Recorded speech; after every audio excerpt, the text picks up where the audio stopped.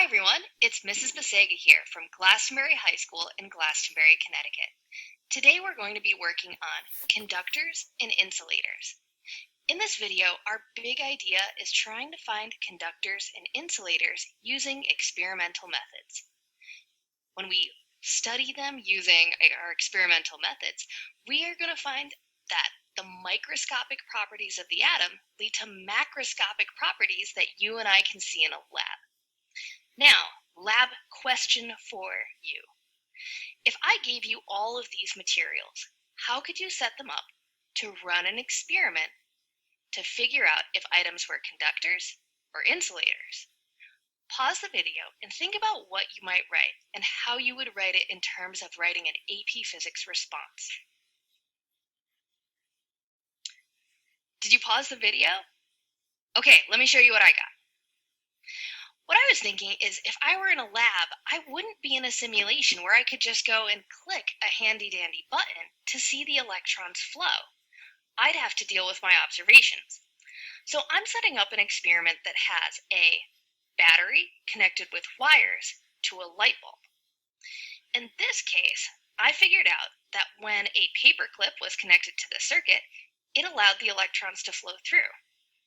So I'm sorting the paperclip to one side, and I'd be able to know that electrons were flowing through because I'd be able to see the light bulb light up. If the light bulb doesn't light up, that goes in a different pile. Those are the insulators. Everything that allows the electrons to flow is a conductor and gets put into the left pile. Everything that the light bulb doesn't light up for goes into the right pile. I think you get the picture there. So relevant terms. One of the piles was conductors. These are materials that allow electrons to move freely through them. Everything in this little clip here is a conductor. The wires, the fuses, even the pencil lead.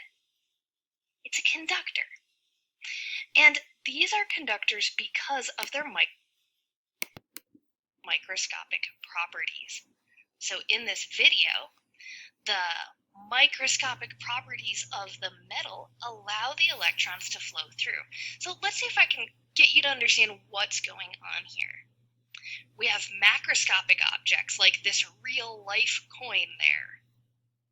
The model in which we're showing how this coin allows electrons to flow through.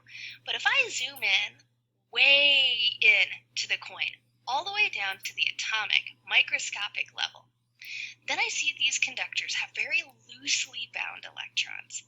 They let the electrons go wherever they want, and that means those outside loosely bound electrons are free to move through the material.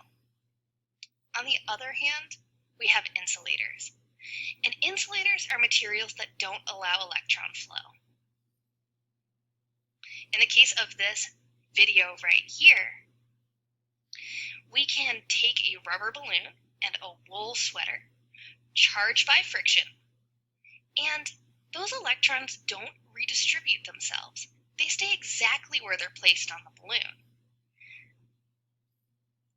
Things that are insulators include like a rubber eraser, a balloon, a sweater, a dollar bill.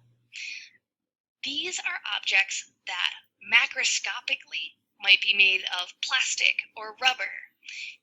In our models, they'd have electrons and protons that stay where they're put. They don't easily flow from place to place. Microscopically, what's going on here is they have tightly bound electrons.